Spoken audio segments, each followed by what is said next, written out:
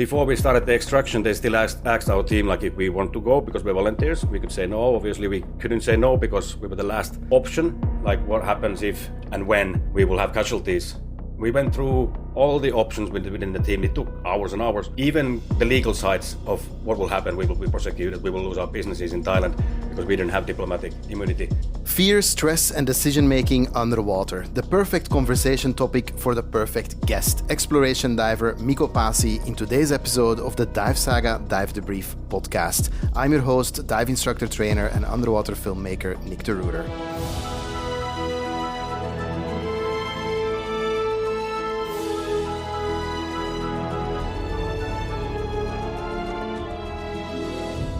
Today's guest is Mikko Paasi, a technical and cave diving instructor trainer and exploration diver with decades of experience in extreme environments, including real-world rescue operations where fear and decision-making truly matter. Mikko Paasi, welcome on the Dive Saga Dive Debrief podcast. Thank you, Nick. I'm honored to be here. These podcasts, they are very important in the industry that we're working on, and I actually know a few that actually listens to these. So I'm glad to share my experience. Great. Will you listen to your own podcast appearance? I done a few, but I never listened to one, I think. Okay, maybe for the best. I'm going to start right away. Our topic of the day is stress, fear, and decision-making underwater. Does the legendary Mikko Paasi still experience fear? Right now, yes. It's at the beginning of talking about things that I do that I get more feared. I mean, more fear than while executing what I'm talking about. Kind of. But yes, I think fear is something that we have in the life constantly, everywhere, anything that we do on land, underwater, and there's ways to manage them or turn them into something good. And that's what we try to do. I try to do underwater. That's interesting because I think it's easy for most people to imagine an exploration diver like yourself as maybe a relatively fearless person. Fearless, less fear? Yeah, like because you do climb in these forgotten holes underwater where maybe people would instinctively not go. I don't know, like fearless, definitely not. Because on land, I got situations. I don't like confrontation of things at all on land. And that's where my fear is like something that I don't like or I can't handle. I got situations that I can't handle my fear. But underwater, it's different for me. Underwater, I don't have any claustrophobia or at least so far, no.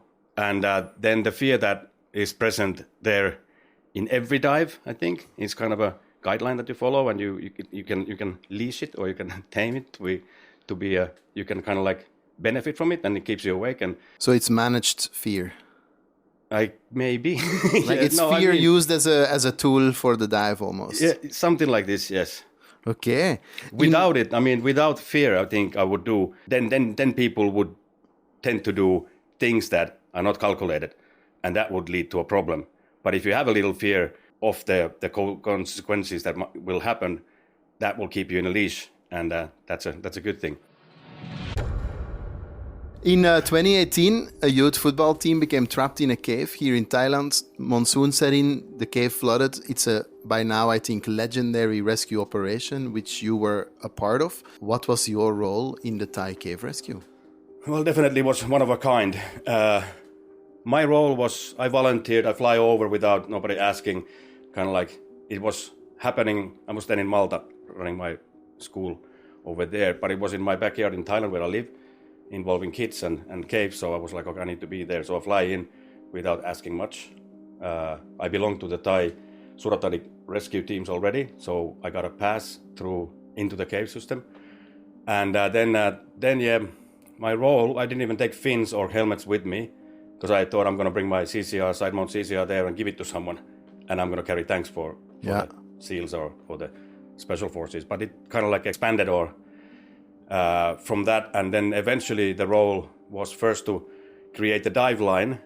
We had 700 stage tanks to put them in each chamber so that we have gas there and whatever happens with all the divers inside. And then eventually when the divers got less and less, I was part of the last 13 divers who were extracting the children out in the last 3 days. And I was assisting the cave rescue guys from Great Britain, who each one, 5 of them were dedicated to take one child out every day. And then one of us assistant divers were assisting them if they got into trouble or need the rest or whatnot in the cave. So again, for additional context or for listeners who maybe don't know the full story, the children had to be anesthetized. Is that the word? I can't pronounce under that. anesthesia to be extracted. They were wearing a full face mask, I believe, and then under anesthesia and extracted. During the operation, or I think during preparations, a Thai Navy SEAL diver also lost their life. Kunan, yes. So how did... It sounds like I think it's obvious, a really high stakes operation. How did all of that shape the willingness of the team? Or what type of... Was the stress palpable amongst even a team of such experienced, brave people? Yes, like during the week when we were prepping the cave towards the extraction, then there was a lot of divers who were not cave divers. So in the end, we were only cave divers there.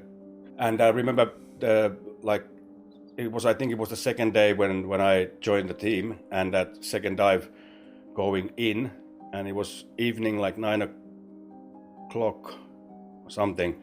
We're going in chamber number 3. I see these 4 Thai Navy SEALs meeting us. We're going in, they're coming out, and I briefly asked, like, what are you guys doing? And they were just coming from staging tanks in the cave system, exactly the same thing that we are about to go in and do. Now later, 2 o'clock that night when we came out, we learned that there was someone in his team, and we were the last people to see, because just from that chamber when we met, after they went into the restrictions between chamber number 3 and 2, and that's where the accident happened.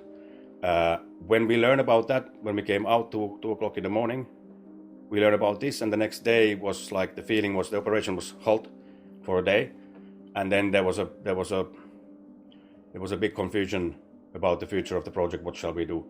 But in these kind of cases, what I've learned, like you got 2 options: you either turn it against or you go with it, turn it into something good. And in this case, and many cases, it's like we decided that we're gonna continue in the name of Saman Kunan. That he gave all, but not for nothing. So was this something that the team, as a team, needed to, like that conversion of the feeling of shit, what just happened, versus, okay, this is a wave that we're going to ride? Was that a team process mentally? I think it was like, we didn't have amongst us like a nobody named a team leader. We were just a team together. But I think this happened in every level there was thousands of people helping. And it happened in each level. Everybody kind of like each section or each group made their decision and turned it into something good. And then also the real project leaders who were the commanders and admirals from the Navy, they kind of then put it into words that we get the permission to continue, and we're gonna use this as a power tool now. So maybe enough about the Thai cave rescue. I think there's enough movies, documentaries out there if people want to see the outcome of that operation. But you're involved in a lot of exploration projects. How do you know how far to push it and when to stop? Because you're obviously going in places where presumably nobody's been before. You go forward. How do you know when it's time to turn around? Besides your obvious mechanical limits. Okay, so I mean, every dive, there's these red flags that once you got 3 of them, you should turn around.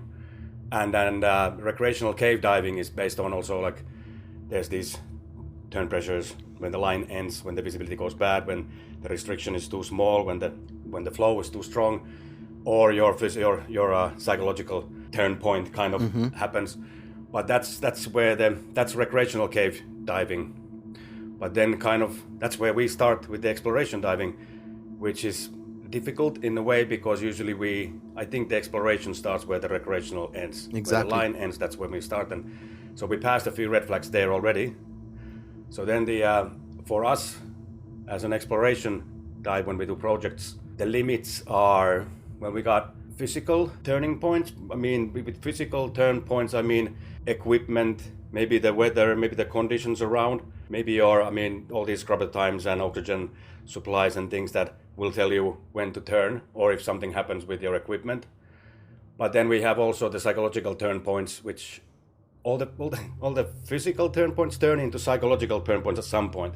So in the end, the turning is all about psychological turn point, kind of, if that makes sense. Which means that you get tired. You kind of like if you can't keep up, you can't concentrate enough. Your awareness is going somewhere else. Was it the equipment or the environment, or then you just simply you need to know by experience when you are a bit too far or reaching that point where you cannot 100% sure anymore return. And that is very hard to sometimes estimate or plan when you're doing exploratory dives, because there you don't know where you're going. And then it comes down to experience and routine. How can you define that point? And it's not easy. Everything is different. But I would say, experience is one of the key words, and routine, when you know when should you turn around and it's still safe. So that makes perfect sense, but it also implies that to build that experience, you every next dive have to essentially go a little bit beyond what your previous psychological turn point was. Am I right? Yeah, no, that's exactly, yes. And this is where we need to be careful. Like, you can't exceed your previous limits too much. And there comes the routine as well. If you only do exploratory dives once a year, let's say last time you went this and this deep, this and this far, in this and these conditions. Now after a year, you're going to try that again and push it a little bit. No, you just missed the routine. You need to kind of do it constantly to be able to add 5%, 5%, 5%. But if you have a long break, you need to go back 5%, 5% to meet the requirements for that environment. And this is something that I think the key for survival is experience and routine. So you need to keep it up, and then you need to be humble enough to understand that if you had a little break of pushing your limits, you have to go back. You have to go inside your limits and start all over. Experience plus routine, I think, is a really good piece of advice for a lot of people. Have there been times where you went perhaps too far over your psychological turning point, or where you found yourself in a headspace in a dive where you maybe shouldn't have been? For sure. But first thing comes one thing, maybe more often that I go over my personal psychological turn point, you need to think about your team. And then quite often, it's about what kind of team you have behind, and you need to think about their psychological turn point. And let's say they're not that experienced as you are sometimes. That's your limiting factor, not your own thoughts anymore. So how do you gauge that? How do you during a dive gauge the psychological state of your team?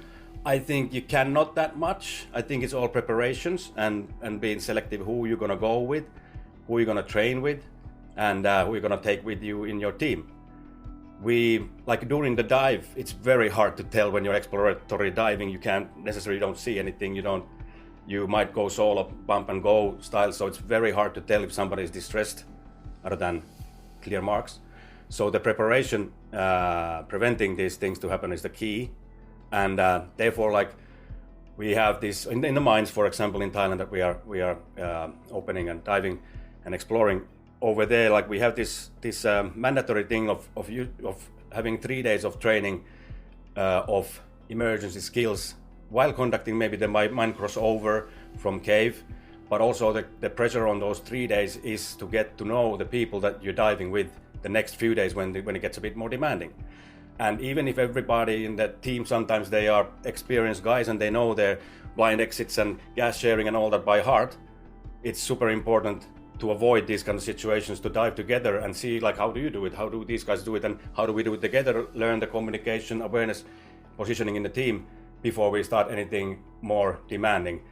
And I think that's, once again, the experience and routine coming in last 3 days before you start even diving in a team. So team diving is super hard. Solo diving is simple. But when you're doing exploratory dives, you need to be both. So familiarization before exploration is something like that, exactly.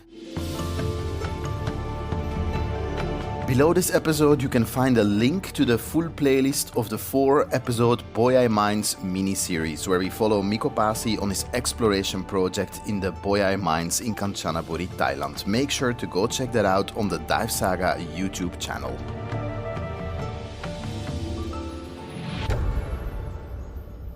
Besides an explorer, you're also an educator, so you're a tech and cave instructor trainer. So that means you work a lot with students. Would you say the average technical student has an understanding of the risk or a complete absence of a sense of danger? What would be the average student profile, would you say? I always talk about entry and exit levels, and I'm on the exit level at the moment, training people who already know how not to die and how to behave, kind of. So quite often when I'm teaching, I'm dealing with people who have passed a certain level of dive training and should be somewhere there, tackling with their attitude and skill levels. But yes, I mean, there's a part of it, like the glamourness of cave diving and CCR diving, that sometimes bring you customers that only want to take that selfie picture, or they want to do it because it looks cool, or their friend does it, but they don't really have it in themselves. And then that puts the attitude into a bit questionable level. Yeah, but it's kind of you have those, not too many, but then you kind of like also tick them out quite easily. And then if you can sense that attitude at the beginning of the course, yes, you can easily still change it. Or that's my job, to hammer the right attitude in their head during the course. But yeah, attitude change sometimes takes longer than the course.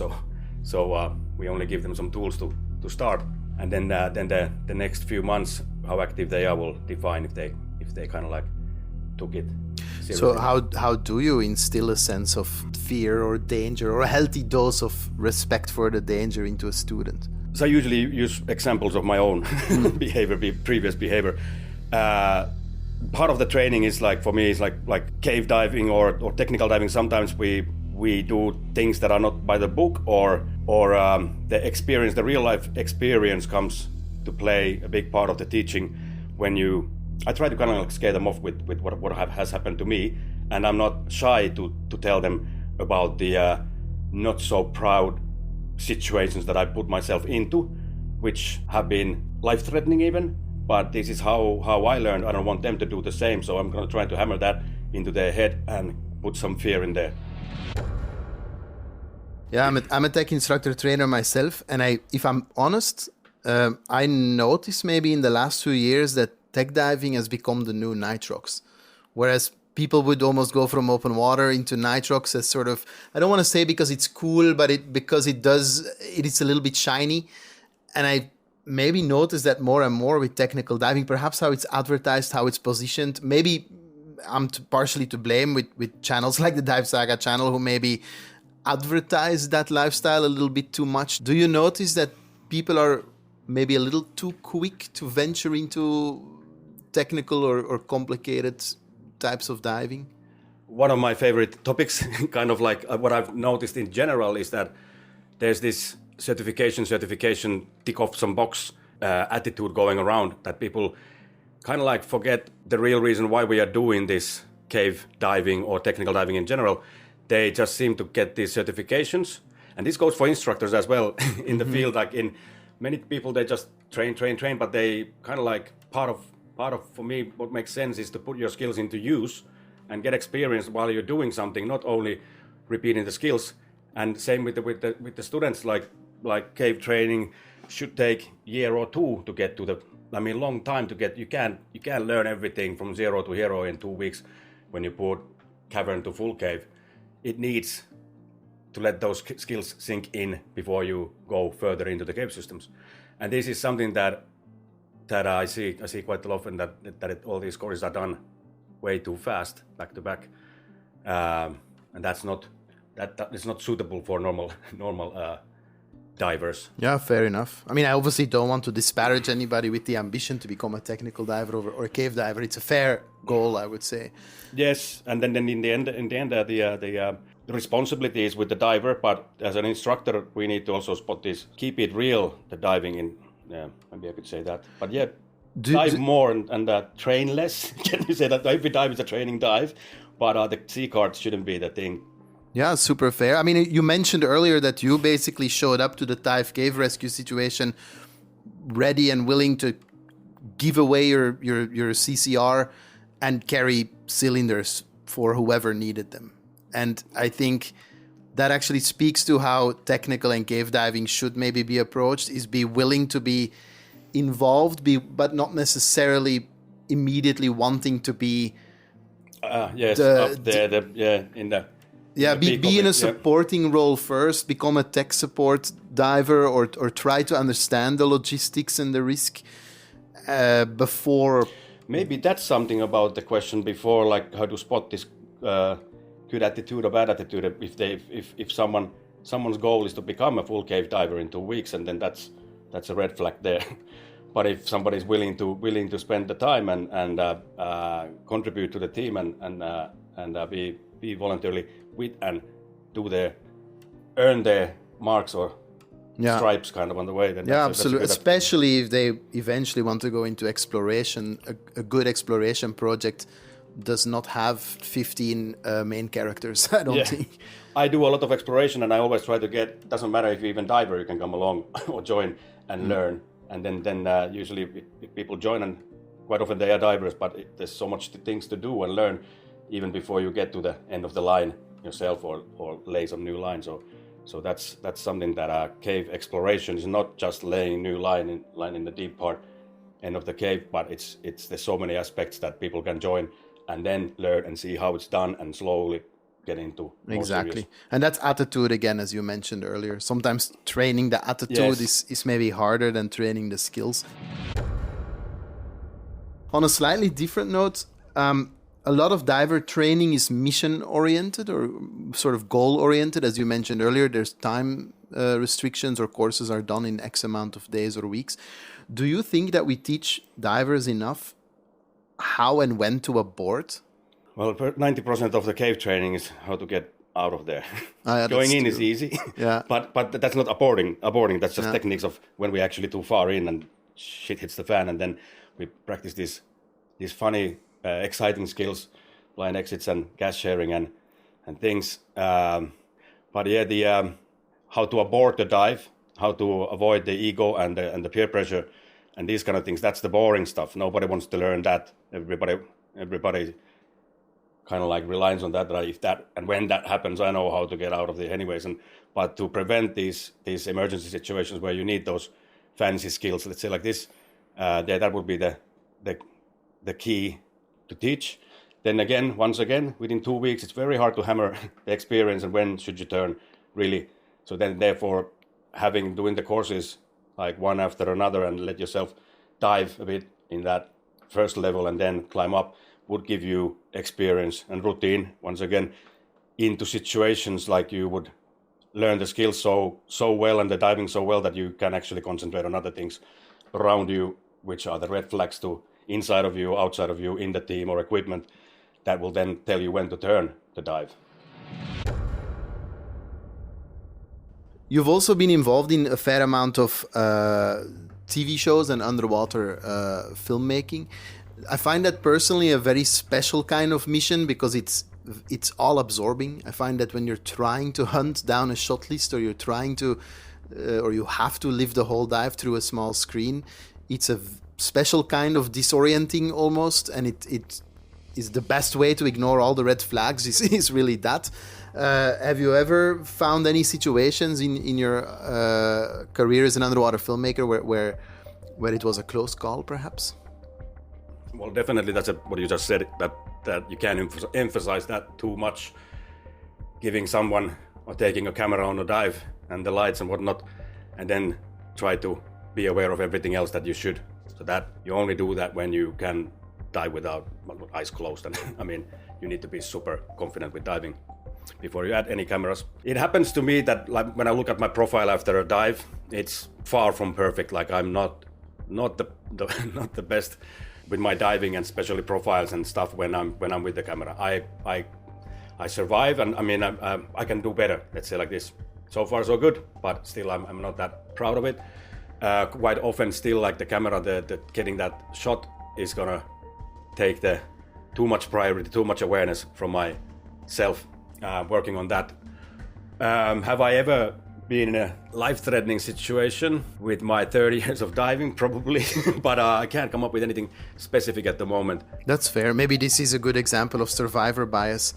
You're here to tell the story because you maybe haven't been in any... been into many situations that are risky and that are challenging in general, but I guess I started the proper filming after 20 years of experience of diving cold and deep, so I had myself wired or had these basic fundamentals already that I never exceeded. At least most of the near-death experiences, they're not camera related, which is weird. But fair enough. Yeah, because maybe because you're so aware of how tricky it is to film underwater. I've been like diving literally like last 30 years. I think 1% of my dives without camera. So I think 99% I have a camera some sort of with me. So I'm so used to take the camera away of me and I will get in trouble. Maybe to wrap it up a little bit on the psychological side of things, but do you have any rituals or routines to get yourself in the right headspace for a dive, or does that just happen automatically to Mikko Paasi? No. It's hard work still, and always will be. Like the day you think that it's already there, then that's when the accidents happens. So I will always find at some point when I'm driving the car, when I have a little moment, I really do along like the psychological breakthrough of the whole dive.